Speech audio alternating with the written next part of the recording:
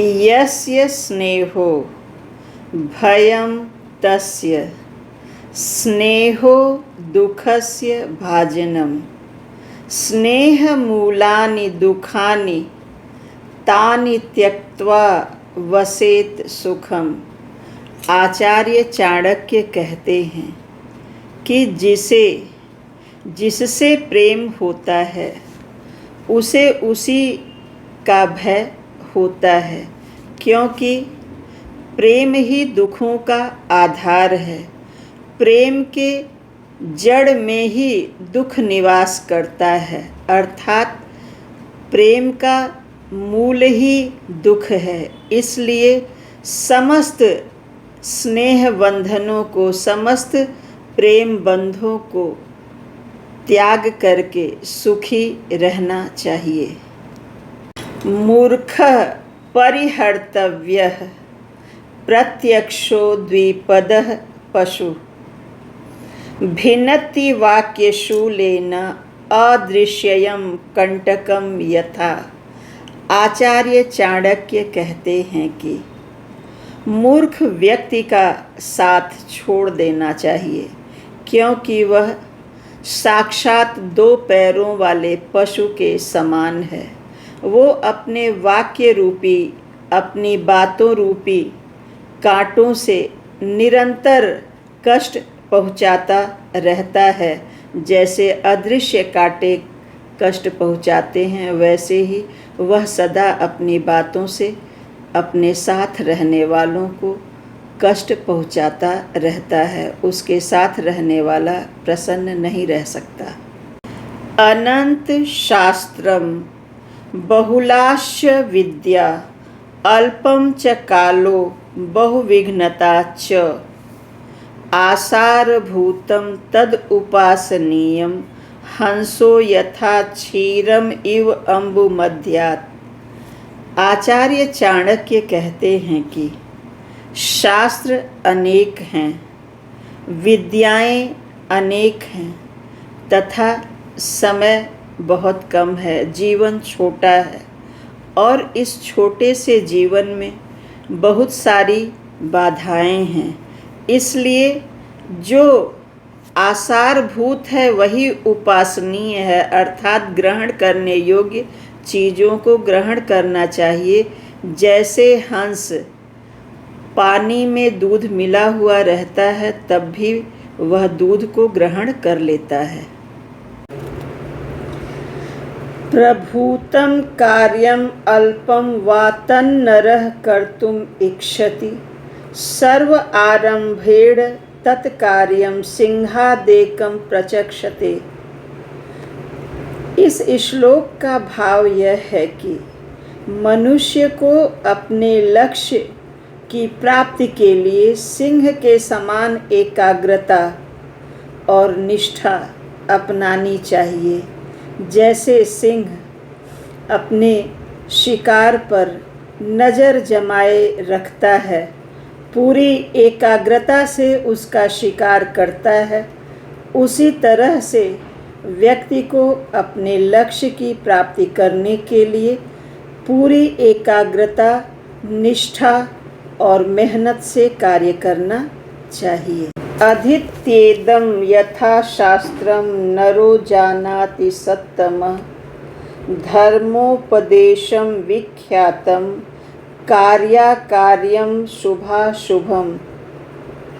आचार्य चाणक्य कहते हैं कि जो मनुष्य सम्यक रूप से शास्त्रों का अध्ययन करके विद्या प्राप्त करते हैं, उन्हें भली प्रकार से करने योग्य कार्य है या नहीं करने योग्य है, शुभ है या अशुभ है, उसका अच्छी तरह से ज्ञान हो जाता है। अर्थात वे सर्वोत्तम ज्ञान प्राप्त करके विद्वान बन जाते हैं तथा जीवन में सफलता प्राप्त करते हैं। ऋणकर्ता पिता शत्रु माता च व्यभिचारिणी भार्या रूपवती शत्रु पुत्र शत्रु अपंडितः। आचार्य चाणक्य कहते हैं कि संतान पर ऋण का भार छोड़ने वाला पिता शत्रु के समान होता है तथा व्यभिचारिणी माँ संतान के लिए शत्रु होती है। ठीक उसी प्रकार से बहुत अधिक रूपवती पत्नी भी पति के लिए शत्रु के समान है तथा मूर्ख पुत्र पिता के लिए शत्रु के समान है, क्योंकि इससे जीवन बहुत अधिक कष्टकर हो जाता है। कष्टम च खलु मूर्खत्वम, कष्टम च खलु यौवनम, कष्टात् कष्टकरम चैव परगृहे निवासनम। आचार्य चाणक्य कहते हैं, निश्चित रूप से मूर्खता कष्ट है, यौवन भी कष्ट है, परंतु किसी दूसरे के घर में निवास करना सबसे बड़ा कष्ट है। दाक्षिण्यम विरूपाम अपि स्त्रियं भूषयति, सुरूपाम अपि अदाक्षिण्यम दूषयति। आचार्य चाणक्य कहते हैं कि शालीनता कुरूप स्त्री को भी सुंदर बना देती है तथा अशालीनता सुंदर स्त्री को भी कुरूप बना देती है।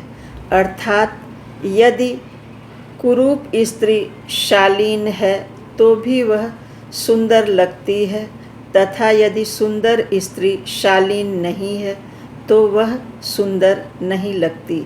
शालीनता ही सबसे बड़ा सौंदर्य है। नखीनां च नदीनां च शृंगीणां शस्त्रपाणिनां विश्वासो नैव कर्तव्यो स्त्रीषु राजकुलेषु च। आचार्य चाणक्य कहते हैं कि नखी नाम अर्थात बड़े बड़े नाखूनों वाले हिंसक पशुओं जैसे शेर, चीता इत्यादि, इन पर भरोसा नहीं करना चाहिए। जाने कब ये हमला करके कष्ट पहुँचाएं। नदी के किनारे कभी रहना नहीं चाहिए तथा सींग वाले पशुओं जैसे कि सांड इत्यादि पर भरोसा नहीं करना चाहिए। शस्त्रपाणि नाम जिसके हाथों में शस्त्र हो वो कभी भी हमला कर सकता है तथा चंचल स्त्रियों पर वो कभी भी अपनी चतुराई से आपको हानि पहुंचा सकती हैं तथा राजकुल में रहने वालों पर विश्वास नहीं करना चाहिए। जाने वे कब राजा का कान भर करके आपको नुकसान पहुंचाएं। इस तरह से कभी भी नखी नाखून वाले जानवरों पे, नदी के किनारे तथा सींग वालों पर, जिनके हाथ में हथियार हो, चतुर स्त्री पर और राजकुल के लोगों पर आचार्य चाणक्य कहते हैं कि कभी भी भरोसा नहीं करना चाहिए।